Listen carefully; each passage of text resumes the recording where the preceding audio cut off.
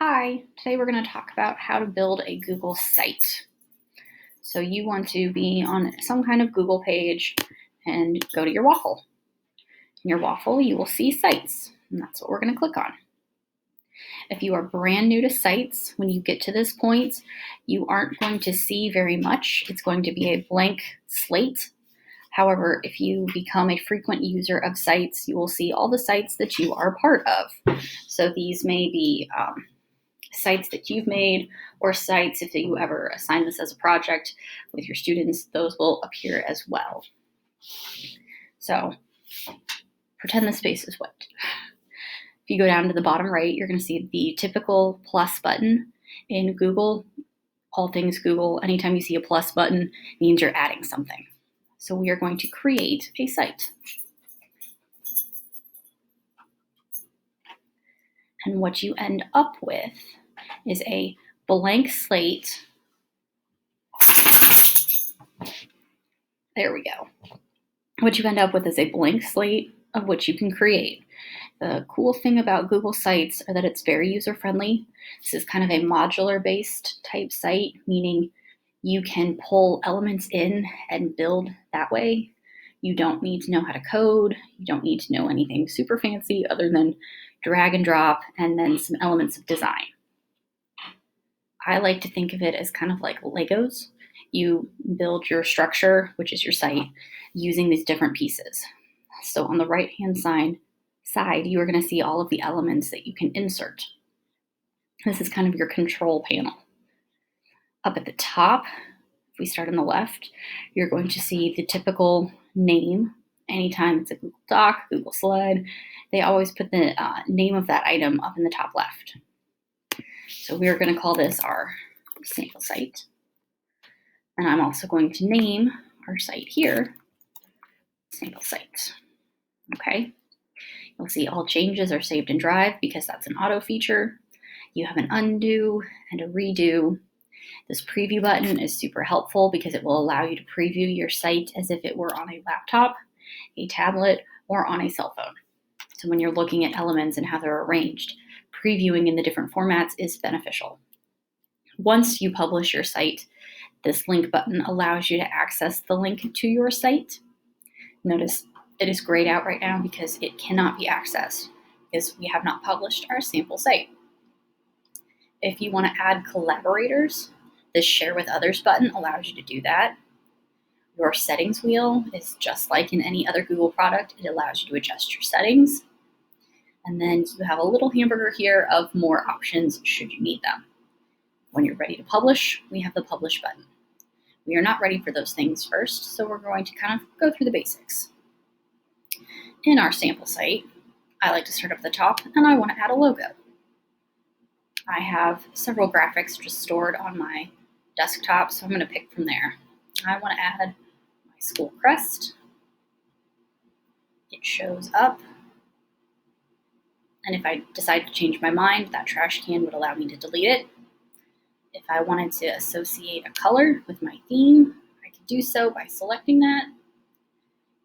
And to get out of there, you just exit out. So now I have my logo up at the top. It adjusted my theme to some degree. I don't particularly like that theme. So now when I played with that setting, it kicked over the control panel to themes.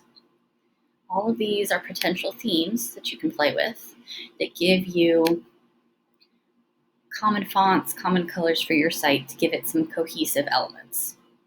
All right, so I'm just clicking through these to decide which one I like best. Oh, I kind of like that with the red background since our colors are red and black. I'm going to click back over to Insert. This again gives me all of those building block options. And I actually want to look at pages first. I like to kind of set up the big pieces first and then flesh out all of the content.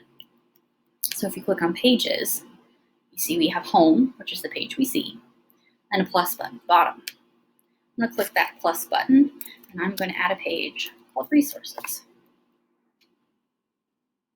I am also going to add a page called Tutorials. And as I added these things, they appeared up the top. I'm going to add one more page called Links for Teachers. Now, Links for Teachers is going to be a sub-page for resources, meaning it's not going to show up at the top. I want it to be a drop-down menu. So I'm going to grab this Links for Teachers, drag it up one, drop it into Resources. So now you see Links for Teachers appears underneath Resources. If I were to change my mind, I can pick up the link, drag it back out, and it restores it to being an equal weight page. Let's make it a subpage. You drag and drop it onto the title. And you can have more than one subpage. You could have videos page. That's going to show up. Now see, this automatically left it here because that's where the hierarchy was. I want to drag this down. And I really want videos to go with tutorials. So now I have two subpages. And it's all just a matter of dragging it out so that it's to the left, or dragging and dropping it on top of another page to make it a subpage. So adding pages helps me stay organized and remember what I want going into each page.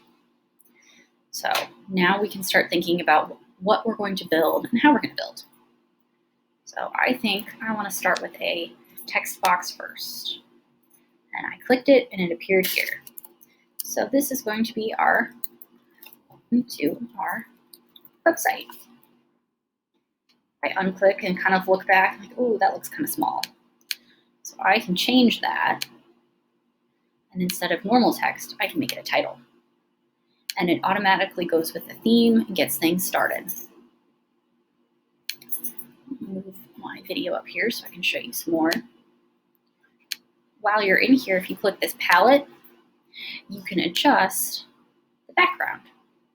This emphasis 1, emphasis 2 changes the way that it looks. But it gives you those color blocks and you can break things up. Good job, dog. Now I can go down here and I can look at layouts. Layouts give you pre-packaged kind of content templates and you can just add the elements that you want. So I'm going to click this first one here.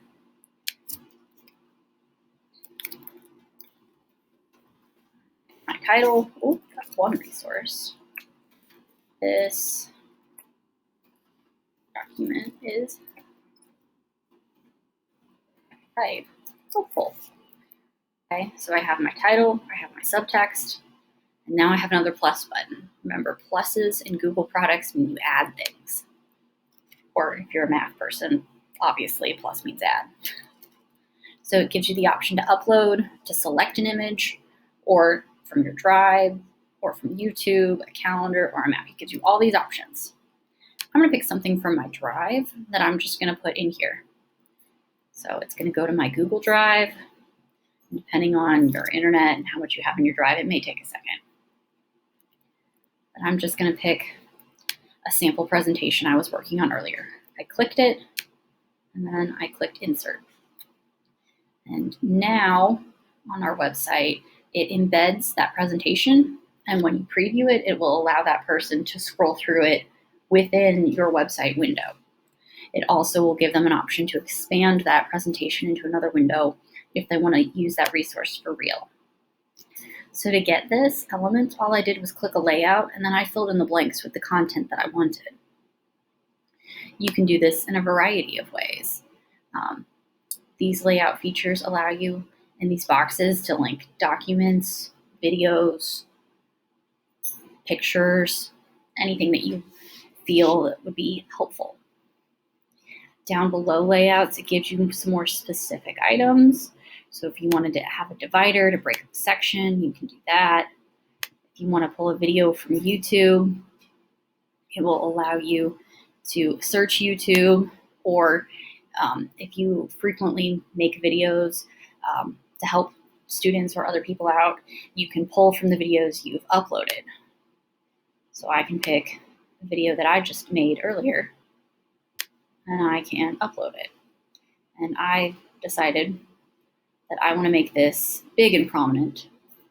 So what I did was I grabbed the corner of the video and started dragging it over to make it larger.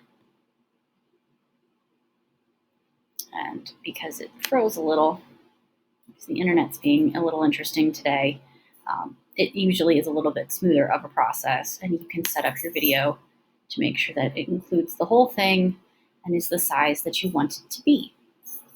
But this is true of any element that you would like to make larger. You just have to select it and then drag it and make it the size that you wish it to be. So that's pretty much how a Google slide works. You pick the elements, you build it according to what you want to see. When you're finished, you would want to publish your site, and that is just the purple publish button.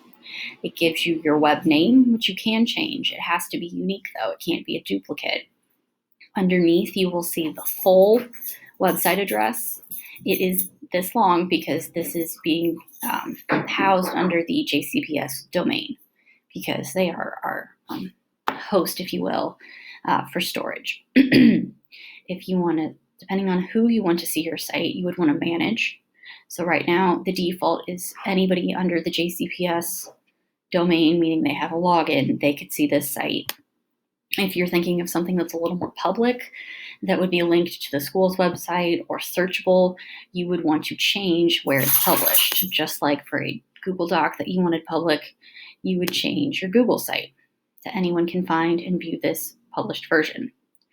Versus if you wanted a secret site that was just for your students or just for your team, you could invite just specific people, or you could just keep it limited to JCPS.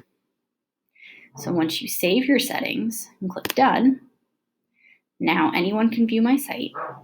And I'm not a fan of it being just Googleable. I prefer to link it to other things. So so now anyone can view my site, and I'm going to request that it's not searchable. And then you're going to click publish.